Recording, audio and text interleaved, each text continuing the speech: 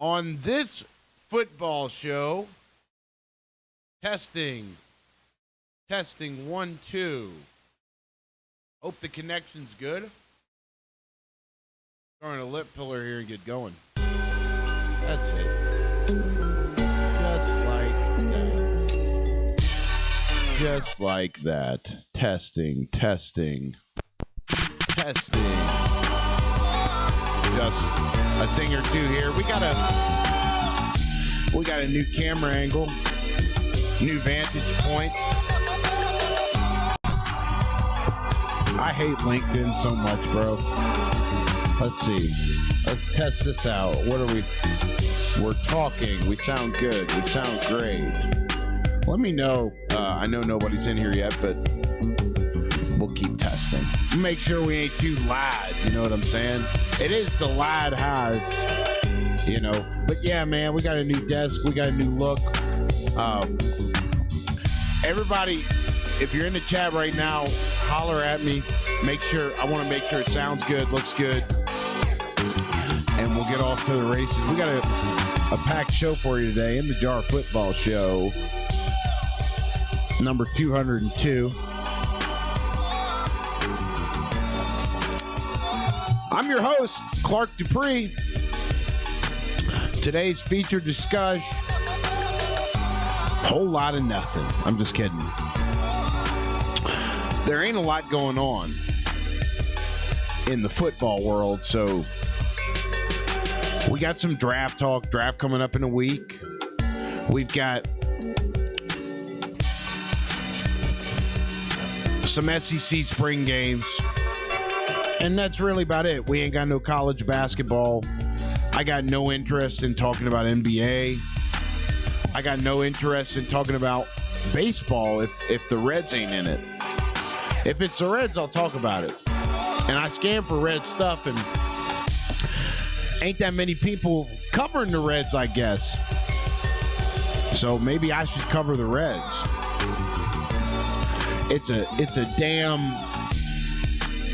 It is a damn labyrinth trying to figure out how to watch every single, like, let's say you're a diehard Reds fan. Like, what streaming services what are all of the streaming services that you would have to buy just to watch all 162 Cincinnati Reds games? I bet it's at least 4 or 5. You know, I think they tried to make that simpler in baseball. You know, following your team. Like I saw on the Reds website, actually, that you could buy like a Reds package. I don't know, man. I feel like you'd pay a ridiculous amount of money to get that, and then there would still be games that would be blacked out for whatever reason. You know, baseball's a bit fucked. You know, like, I think they're catching up, man. But, you know, Manfred is such a dinosaur that I think it's made it really hard on the game of baseball to catch up to everybody else. I mean, listen, when you think about sports business, like the electric vehicle business, let's say, for some, and maybe I shouldn't even compare the two, for some reason, well, I know the reason, football gained its cultural headway and significance, I believe, in the 80s, 70s, 80s. You've got great football players you talk about from the 60s and 70s, but I feel like football was a cultural phenomenon starting in the 80s. And the reason it became a cultural phenomenon was because TV started being in a lot of households. Okay? And football, this is obviously a football show. Football is made for TV. Made for TV. It's bang bang. It keeps you invested. There's a book about football that I have not read, but I started, and it had all these different things about how football is the easiest sport to consume on television, and I can't remember the reasons why. All right, I ain't gonna act like I know the reasons because I ain't read the book. Okay, I started it on Spotify, but that's why football became the cultural front runner that it is in America, is because that sport is most easily consumed through the television. And so in the 80s, you had all this hype about the Cowboys, America's team. Who the hell knows why they called them America's team? Really is because they got the most TV deals, and they were on TV the most during a time where football on TV was still gaining its way. And so that run in the 80s all the way up to today is why pro football is the sports product in America today. Now, if I had to choose between pro football and college football, oh my goodness, I'm taking college. And really, at the end of the day, college football is now pro football. So there's really, really the only distinctions are the locations of the teams and the colors. And I think the main difference between college football and pro football, and this is from somebody that's seen both levels of the game up close, I think the main difference between college and pro football is just the speed of the guys. Because in college, you got huge dudes, right? And they might be really strong, but they're not, they still have a weakness or two in their game or their athleticism. So in college, you might have a huge dude, but he ain't really fast.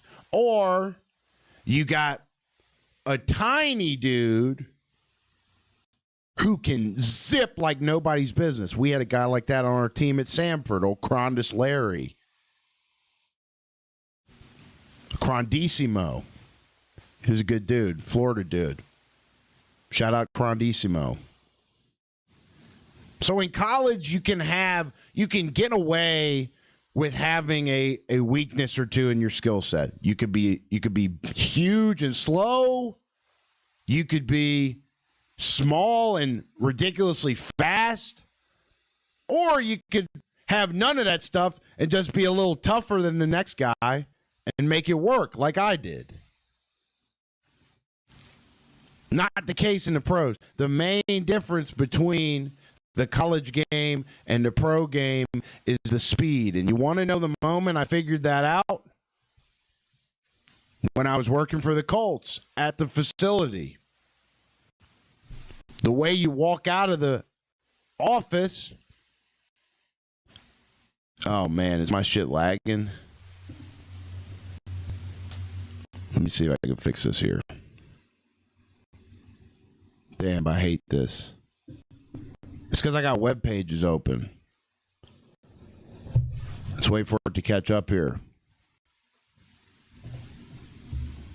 I probably can't have web pages open. I'm trying to have them open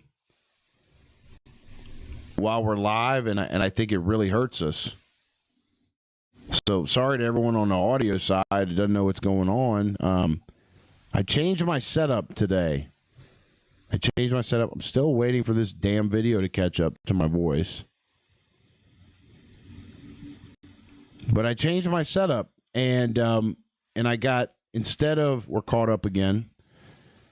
Instead of that second laptop y'all always see with the bumper stickers on it, you got my second monitor here out of the frame. But I got to kill this app. What a nightmare this is, huh? This is part of having a live podcast. Yeah, it's this goddamn Microsoft Teams. That's what this is. That's what that is. I guarantee you we won't have another lag because of that. It's that goddamn Teams, man. These people, they want to talk to me about the stock market, and I just want to talk about ball, man. Can a homie please just talk about ball, man? Make sure you subscribe to the channel, by the way, if you're enjoying what you're watching. If you don't enjoy it, I don't give a shit. Just do one thing, double tap the screen. Okay? And there's all types of shit going on my computer. We can't find anything to talk about in the football world because it's damn April. But my shit is buffering out of control right now. I'm going to throw up when I watch this episode back later on trying to clip it. I'm going to throw up in my mouth. I'll be in the sauna when I'm watching this. I'm going to throw up because there's so many lagging. But hopefully it's gone, and the second I mention it, it comes back. We could just spend the rest of the episode commentating on the fucking lag here. That shit really pisses me off. So anyways, the evolution of football, right? People ask, why is football the industry leader in sports, right? If you work in the sports industry, you want to work in the NFL. I got spoiled. My first job out of college was in the NFL. And it was with a good NFL team. Because when you look, I've talked to bad NFL organizations. I've worked for bad organizations in other sports. The Indianapolis Colts are a really well-run organization, and I really enjoyed my time there, as fans of the show know. And I got really spoiled because that was my first job. That was what I thought the whole sports industry was. Meanwhile, little did I know, there are tons and tons of people on the business side of sports constantly trying to get a job in the NFL. And they've been in baseball for years and years and years. Or they've been working in the NBA or hockey. It's all interchangeable. Like, because if you're selling tickets, selling tickets is selling tickets. Right? Experience at an NFL team experience at an NBA team could get you experience at an NFL team. Obviously, on the football side, you don't have anybody. You don't have scouts that. Maybe you do, that started in basketball and then, that experience grants them an opportunity in football, because evaluating basketball players and evaluating football players are two different things, right? But selling tickets is the same thing, or administration or marketing, right? So people will spend their careers in sports working in NBA, MLB, NHL, and want a job in the NFL and not get it for years and years and years and years. I think eventually, if you want it bad enough, you'll find something. But even in NFL, no two organizations are created the same. I had an interview process with the Arizona Cardinals that was really unsatisfactory. I had an interview process with the Bengals that was really unsatisfactory. Tennessee Titans, better organization than the last two, but still, And I ended up being able to work for Indy and Mr. Irsay, and I think it's a well-run organization, man. I had a really great time there. But the main difference between college football and pro football is the speed. A lot of people say the speed of the game. Like the complexity of the play calls, mentally fast, the speed of the checks at the line, the snap decisions. All of that is obviously faster. But at its core, I'm saying physical speed is the difference between college and pro. Because in college, you might have a huge, strong workhorse guy that doesn't have a lot of speed, does well. You might have a tiny Tavon Austin type of guy who's fast as a bullet, shifty as all get out. But in the pros, you got a guy that is of TJ Watt's stature who seems to be as fast, as quick as that tiny black guy that you were teammates with in college. And the moment I found this out was when I was leaving the facility the first couple weeks of the season, 2019. And the cool thing about the Colts is that the business employees are under the same roof as all the football guys, all the coaches at the facility. Most NFL business teams, business departments work out of the stadium. The organization separates the folks on the business side and the folks on the football side. Tampa Bay is another organization that has everybody under one roof. And I think it's just a sick experience. You walk into work with Nick Sirianni. You grab a coffee with Brian Hoyer. As a fan, it's sick. So I was walking out of the facility one day, first couple weeks into the season, and I'm able to catch eye shot. I'm able to stop and watch Colts practice at an eye level. Because let me tell you something, man. The size of these guys, the speed of these guys in the NFL is different when it's at eye level than it is when you're sitting up in the seats. And so I was able to watch at an eye level these guys practice.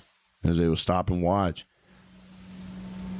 And same for, really, I think the first time I saw the speed of the NFL up close and personal was the first preseason game I ever worked. Because when you're in ticket sales, the game is your product, right? The preseason game is your product. The regular season game is your product. So you got to be there interacting with the fans, see if you could sell somebody some season tickets. So I think it was the first preseason game I really saw the speeded game up close, because you have an all-access credential, and you have in Indy at Lucas Oil Stadium, you have a field-level spot where all of the employees go. You go there to eat, etc., and you can see the field very clearly as you're walking through the concourse. You can just watch a game out the tunnel. And with all access credential, you can technically go on the field. I did that in Pittsburgh. I did that when my employers were on the road against the Steelers, and I think it ruffled some feathers. Nobody talked to me about it, but I said, "Fuck it, I'm gonna spend this game down on the field. I'm gonna spend the first couple series of this game down on the field at Heinz." And back then it was Heinz Field. It's freaking cool. This is a nostalgic episode, by the way. This is really, I was thinking about it, this is a nostalgic show in a lot of ways. I'm still buffering, man. This is driving me nuts. Everything. Oh, let me shut that out, too. Damn, man. I didn't prepare my computer adequately for the show here today. But like I said, we've been moving stuff around. Y'all ought to see how different this is. Y'all can't see it through the camera angle that I got you at, but I'm still behind, man. It's driving me nuts. Driving me nuts. So, main two things that we want to talk about today: Ty Simpson, A.J. Brown. it's a foregone conclusion, I think. A.J. Brown headed to the New England Patriots. I think the leverage that narrative is built upon is reuniting Mike Vrabel with A.J. Brown. Obviously, they spent time together in Tennessee. They seem fond of each other. A.J. seems completely unhappy in Philly. Philly added a bunch of receivers. I think they added Elijah Moore, the Ole Miss guy. They added Dontavian Wicks from Green Bay, who's a complete stud. And they signed two other guys that I can't think of off the top of my head. I had my little outline on the screen, but seems to be slowing down the stream, so I took it down. So we're going off the dome. But Philly has signed, I know they signed Dontavian Wicks. I know they signed Elijah Moore, I believe.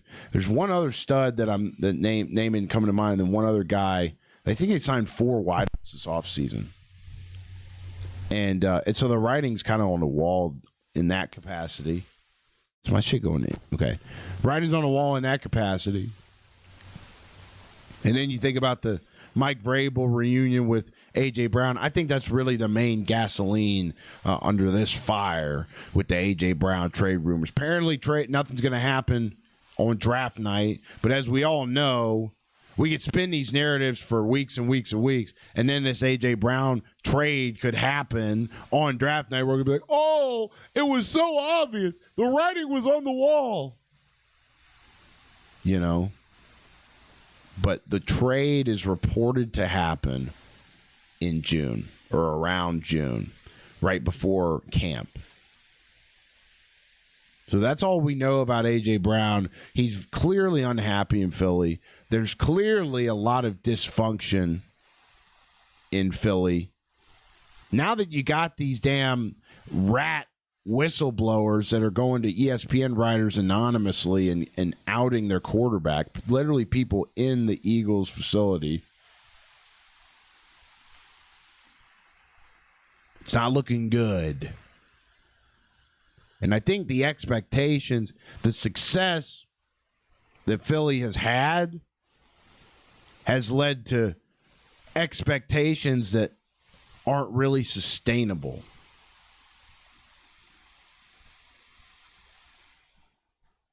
So we are watching in real time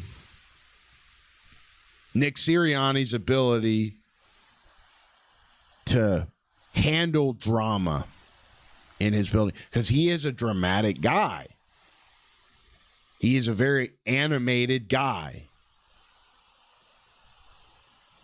I can't imagine it'd be a real good feeling knowing that there's someone in your building going to ESPN and dragging your quarterback's character.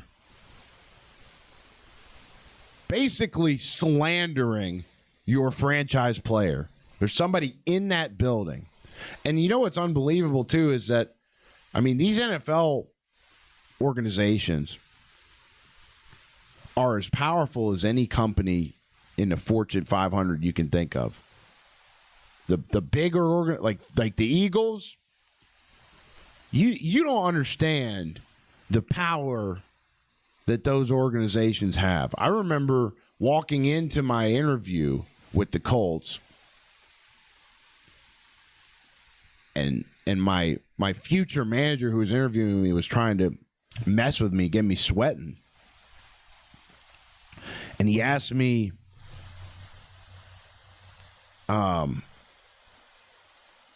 I think about it was something really specific that he knew about me.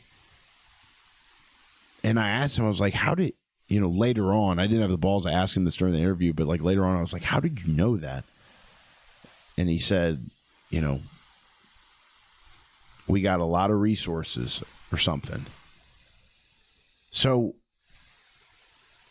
who knows if the Eagles haven't figured out who that whistleblower was. Just in fear of I don't know, man. I don't know how you could going out your quarterback without leaving any kind of paper trail of it. This stream is lagging. It's pissing me off, boy. I'm going to watch this back and literally throw up. But we're here on the channel, live in the Jar Football Show, Monday through Friday. Every weekday we're live. We've been doing this for a while. We're 202 episodes in. Thousands, tens of thousands more to go. Won't stop doing this until I croak. So I guess we'll close out the show with Ty Simpson. Okay, Ty Simpson. Dude, I don't know if I didn't misread this. I read somewhere, this is the most unhinged thing I've seen all day, that the Cardinals could take Ty Simpson, number 3 overall. I had to have read that wrong, right? Maybe I'll clip this and see what TikTok thinks. I have to be wrong, right? Ty Simpson's not. There's not actually rumors about Ty Simpson going number 3 overall, is there? If that happened, and I don't mind Ty Simpson. I don't have a disdain for him. I'm not biased against him. If anything, I want him to do well because it makes the SEC look good. If Ty Simpson goes number 3 overall, if the Arizona Cardinals actually take Ty Simpson at number 3 overall,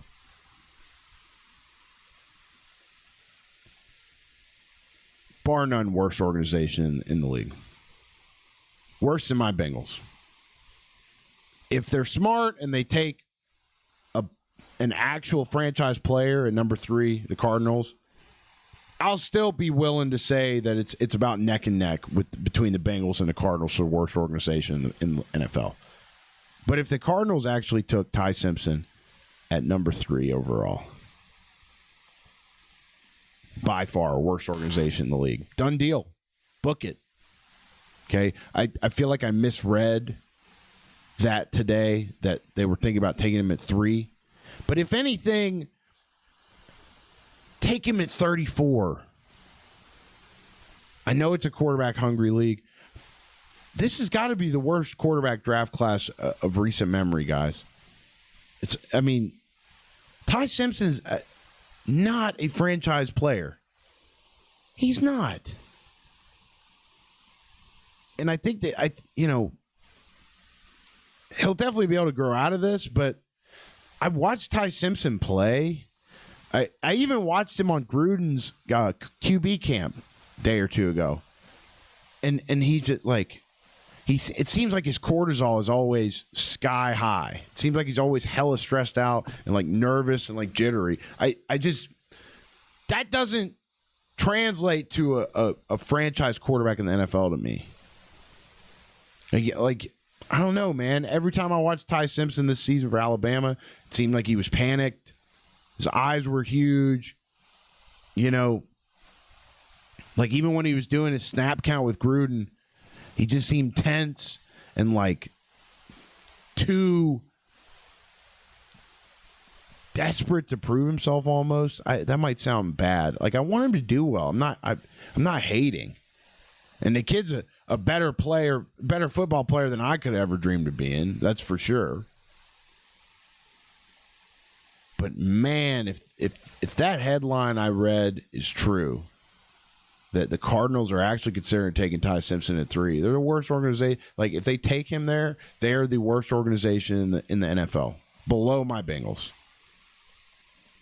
So that's all I got for today, guys. Make sure you subscribe to the channel. Appreciate everybody watching here today.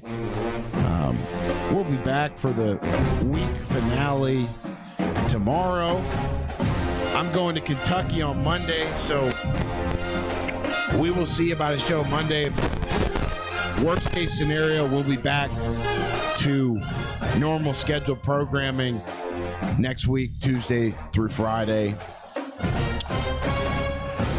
And fellas and ladies, keep on chugging along. Keep on pushing through. Hopefully this show made your day a little bit better. Hopefully you enjoyed it enough that you subscribe to the channel. Helps us out a lot. But regardless, we're going to keep coming at you with the best football content we know how to come at you with. So, friends of the show, go and tell your other friends about the show. And then they'll become friends of the show. And it'll be a beautiful thing. It already is a beautiful thing, regardless of if you do nothing or you tell 10,000 people before 6 p.m. today. But either way, I love you guys. I'm going to head to training now, and we'll see you guys tomorrow. Peace.